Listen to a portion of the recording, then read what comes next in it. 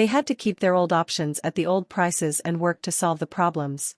This was a very important and successful program. I can't give specific numbers, but I know it helped to retain a lot of important people who had been tempted to join competitors but are now in leadership positions at IBM.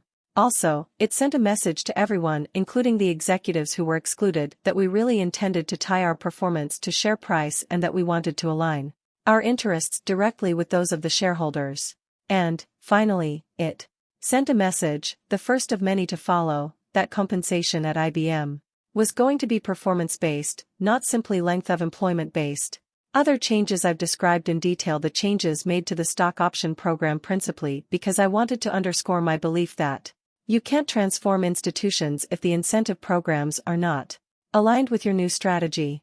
I'll conclude this chapter with a description of several other changes we made to bring the compensation system in line with the new IBM. Prior to my arrival, bonuses were paid to executives based solely on the performance of their individual units. In other words, if your operation did well but the overall corporation did poorly, it didn't matter. You still got a good bonus. This encouraged a me-centered culture that ran counter to what I was trying to create at IBM. Therefore, beginning in 1994, we instituted a huge change. All executives would have some portion of their annual bonus determined by IBM's overall performance. The most unusual part of this plan involved the people who reported directly to me, the highest-level executives, including those who ran all our business units. From then on, their bonuses were to be based entirely on the company's overall performance. In other words, the person running the services group or the hardware group had his or her bonus determined not by how well the unit performed, but by IBM's consolidated results. Executives at the next level down were paid 60% based on consolidated IBM results, 40% on their business unit results. The system cascaded down from there. Of all the changes I made in 1993 and 1994, nothing else had the impact that this move had in sending a message throughout the company: we need to work together as a team. Gerstner's not kidding. He really wants us to make integration the centerpiece of our new strategy. We made a similarly bold statement to our employees. In the mid-1990s we introduced variable pay globally across IBM. This was our way of saying to all IBMers that if the company could pull off its turnaround, each and every one of them would share in the rewards. Over the next 6 years, $9.7 billion was paid out to IBMers worldwide, with a few exceptions in countries where this program was not permitted by law. The variable pay amounts were also tied directly to overall IBM performance to ensure that everybody knew that if they worked hard at collaboration with colleagues, doing so would pay off for them. The final change we made was the least strategic but the most controversial: paring back the paternalistic benefit structure. We did not undertake these changes because we thought the highly generous support system was bad per se. Believe me, I would have loved to continue the employee country clubs and the no-cost medical plans. We cut back on these plans because the company could no longer afford the level of benefits. The high profit margins of the 1970s and 1980s were gone forever. We were fighting for our lives. None of our competitors offered anything close to the IBM benefits package.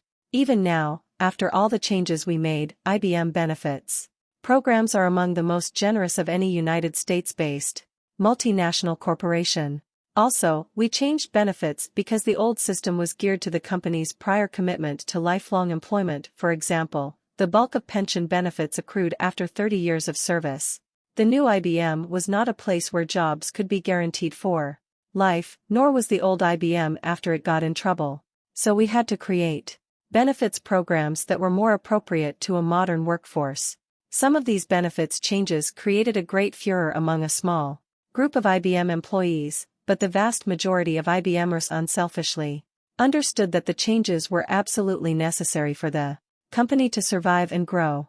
More important, IBMers at all levels embraced the overall shift in compensation philosophy: fewer paternal benefits, but a far larger opportunity for everyone to participate in the rewards of our success through variable pay programs, stock purchase and option plans, and performance-based salary increases. Postscript: the first year ends. The first year ended on a very sad note, the death of Tom Watson, Jr., in December 1993. I had seen Tom only one more time after he had ridden to work with me that morning in April. He expressed his delight that I had decided to keep the company, he again called it my company, together. As I sat in my pew at his memorial service, I couldn't help but wonder what he might have thought about the massive changes we had made in only 9 months, and the reactions both positive and negative to these changes expressed by employees and outsiders. I found myself wishing that Tom and I had had a chance to have lunch or dinner to talk about the new blue that was beginning to emerge but still had so very far to go. I felt strongly that, like most other great people who built great things, Tom Watson was at heart an agent of change. Exhausted but encouraged, I flew to Florida for my annual Christmas vacation on the beach. I had a lot to think about.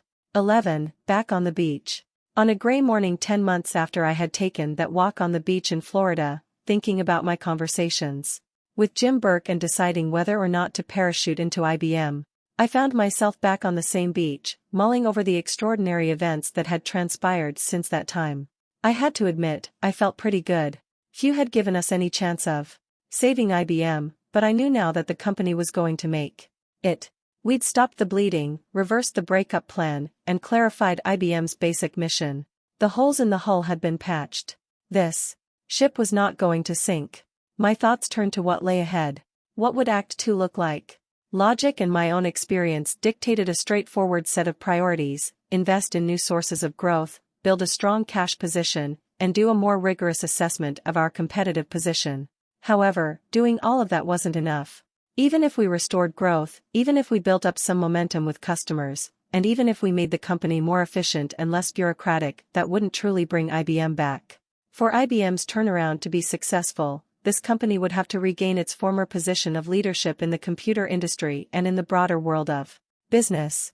I can't remember whether I smiled, laughed, or shook my head. But that question, could IBM lead again, gave me pause. Certainly.